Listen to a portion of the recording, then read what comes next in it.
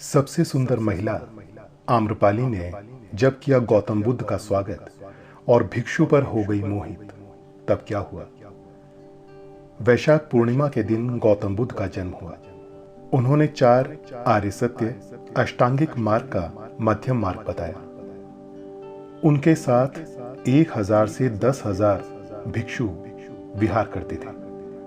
उन्होंने महिलाओं को तब तक अपना शिष्य नहीं बनाया जब तक कि उनके समक्ष ये बात प्रस्तुत नहीं हुई। कहते हैं कि आम्रपाली ने महिलाओं के भिक्षुणी बनने के मार्ग को खोलने में सहयोग किया। आइए जानते हैं गौतम बुद्ध और आम्रपाली के बारे में कुछ खास।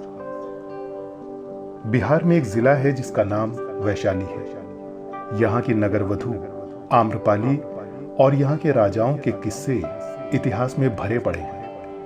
कहते हैं कि एक गरीब दंपत्ति को एक अबोध मासूम लड़की आम के पेड़ के नीचे मिली। पता नहीं कौन थे उसके माता पिता और क्यों उसे आम के वृक्ष के नीचे छोड़कर चले गए। आम के नीचे मिलने के कारण उसका नाम आम्रपाली रखा गया। आम्रपाली जब किशोरावस्था में पहुंची तो उसके रूप और सौंदर्य की चर्चा नगर में फैल गई। नगर का हर पुरुष उससे विवाह करने के लिए लालायित हो उठा। राजा से लेकर व्यापारी हर कोई आम्रपाली को पाना चाहता था। उसके माता पिता के समक्ष अब दुविधा और भय उत्पन्न हो गया था। अगर आम्रपाली किसी एक को चुनती तो राज्य में अशांति फैल जाती। जब वैशाली के राज प्रशासन को यह पता चला तो उन्होंने नगर में शांति स्थापित करने के लिए आम्रपाली को क्रमानुसार अंत में नगर वधू बना दिया। आम्रपाली को जनपथ कल्याणी की उपाधि 7 साल के लिए दी गई। इसे साम्राज्य की सबसे खूबसूरत और प्रतिभाशाली महिला को दिया जाता था। नगर वधू बनते और जनपथ कल्याणी की उपाधि मिलते ही उसे एक आलीशान महल और उसकी देखरेख करने के लिए नौकर एवं दासियां मिली। आम्रपाली को संपूर्ण स्वतंत्रता थी। उसे लोगों से शारीरिक संबंध बनाने के लिए चयन का अधिकार भी मिला। इसके साथ ही वो दरबार की नर्तकी भी बन गई। आम्रपाली के रूप की चर्चा जगत प्रसिद्ध थी और उस समय उसकी एक झलक पाने के लिए सुदूर देशों के अनेक राजकुमार उसके महल के चारों ओर अपनी छावनी डाले रहते थे। उसके महल के आसपास निरंतर गतिविधियां चलती रहती थी। उसकी सुरक्षा में कई सैनिक तैनात रहते थे। कहते हैं कि मगध के राजा बिंबिसार ने आम्रपाली को पाने के लिए वैशाली पर आक्रमण तक कर दिया था। आम्रपाली बिंबिसार के बच्चे की मां बनी। यह भी कहा जाता है कि बाद में बिंबिसार का पुत्र भी आम्रपाली के मोह में पड़ गया था। वैशाली में गौतम बुद्ध के प्रथम पदार्पण पर उनकी कीर्ति सुनकर उनके स्वागत के लिए 16 श्रृंगार कर अपनी परिचारिकाओं सेविकाओं सहित आम्रपाली गंडक नदी के तट पर पहुंची। वे गौतम बुद्ध से मिलना चाहती थी। उसके वहां पहुंचते ही भिक्षुओं में हलचल मच गई। कहते हैं कि आम्रपाली को देखकर बुद्ध को अपने शिष्यों से कहना पड़ा कि तुम लोग अपनी आंखें बंद कर लो या नीचे कर लो, क्योंकि भगवान बुद्ध जानते थे कि आम्रपाली के सौंदर्य को देखकर उनके शिष्यों के लिए संतुलन रखना कठिन हो जाएगा। उनका वैराग्य खत्म हो जाएगा। वे मार्ग से भटक जाएंगे। कहते हैं कि ज्ञान प्राप्ति के 5 वर्ष पश्चात भगवान बुद्ध का वैशाली आगमन हुआ और उनका स्वागत वहां की प्रसिद्ध राजनर्तकी आम्रपाली ने किया था। बौद्ध धर्म के इतिहास में आम्रपाली द्वारा अपने आम्रकानन में भगवान बुद्ध और उनके शिष्यों को निमंत्रित कर भोजन कराने के बाद दक्षिणा के रूप में वह आम्रकानन भेंट देने की बड़ी ख्याति है। ये भी कहते हैं कि आम्रपाली एक बौद्ध भिक्षु पर मोहित हो गई थी।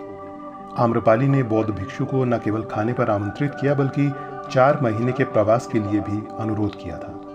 बौद्ध भिक्षु ने उत्तर दिया कि वो अपने गुरु बुद्ध की आज्ञा के बाद ही ऐसा कर सकते हैं। कहते हैं कि गौतम बुद्ध ने उस भिक्षु को 4 माह के लिए आम्रपाली के साथ रहने की अनुमति दे दी। अंत में आम्रपाली ने गौतम बुद्ध से कहा कि मैं आपके भिक्षु को मोहित नहीं कर पाई और उनकी आध्यात्मिकता ने मुझे ही मोहित कर धम्म की राह पर चलने को विवश कर दिया। आम्रपाली ने गौतम बुद्ध के समक्ष भिक्षु बनने की इच्छा प्रकट की, परंतु पहले तो बुद्ध ने इसे अस्वीकार कर दिया। हालांकि इस घटना के बाद ही बुद्ध ने स्त्रियों को बौद्ध संघ में प्रवेश की अनुमति दी थी। आम्रपाली इसके बाद सामान्य बौद्ध भिक्षुणी बन गई और वैशाली के हित के लिए उसने अनेक कार्य किए। उसने केश कटाकर भिक्षा पात्र लेकर सामान्य भिक्षुणी का जीवन व्यतीत किया। आम्रपाली और गौतम बुद्ध की कहानी कई तरह से पढ़ने को मिलती है। इस संबंध में एक कथा मिलती है कि एक बार भगवान बुद्ध विचरते हुए वैशाली के वन विहार में आए। नगर में उनके दर्शन करने के लिए आमजनों के साथ ही नगर के बड़े बड़े श्रेष्ठ जन भी उनके दर्शनों के लिए पहुंचे। हर किसी की इच्छा थी कि तथागत उनका निमंत्रण स्वीकार करें और उसके घर भोजन करने के लिए पधारे। वैशाली की सबसे सुंदर और प्रतिष्ठित गणिका आम्रपाली भी बुद्ध के तपस्वी जीवन को देखकर प्रभावित हो चुकी थी तथा वो भी अपना ये घृणित जीवन छोड़कर भिक्षुणी बनना चाहती थी। यही सोचकर वो भी गौतम बुद्ध को निमंत्रण देने पहुंच गई। बुद्ध ने उनका निमंत्रण स्वीकार कर लिया और वो उसके घर भी हो आए। जब उनके शिष्यों को इस बात का पता चला तो उन्होंने बुरा मानकर उनसे स्पष्ट रूप से कहा कि उन्होंने एक गणिका के घर जाकर बड़ा ही अनुचित कार्य किया है। अपने शिष्यों की बात सुनकर तथागत उन सब से बोले, श्रावकों, आप लोगों को आश्चर्य है कि मैंने गणिका के घर कैसे भोजन किया। उसका कारण यह है कि वो यद्यपि गणिका है किंतु उसने अपने को पश्चाताप की अग्नि में जलाकर निर्मल कर लिया है। जिस धन को पाने के लिए मनुष्य मनौतियां करता है और न जाने क्या क्या तरीके इस्तेमाल करता है, उसी को आम्रपाली ने तुच्छ मानकर लात मारी और अपना घृणित जीवन त्याग दिया है। ऐसे में मैं उसका निमंत्रण कैसे अस्वीकार कर सकता था। आप लोग स्वयं सोचें कि क्या अब भी उसे हेय माना जाए। गौतम बुद्ध की बात सुनकर सभी शिष्यों को महसूस हुआ कि बुद्ध तो सही बात कह रहे हैं। इसलिए उन्हें बहुत पश्चाताप हुआ और उन्होंने तथागत से क्षमा मांगी। बुद्ध ने भी अपने शिष्यों को माफ कर दिया।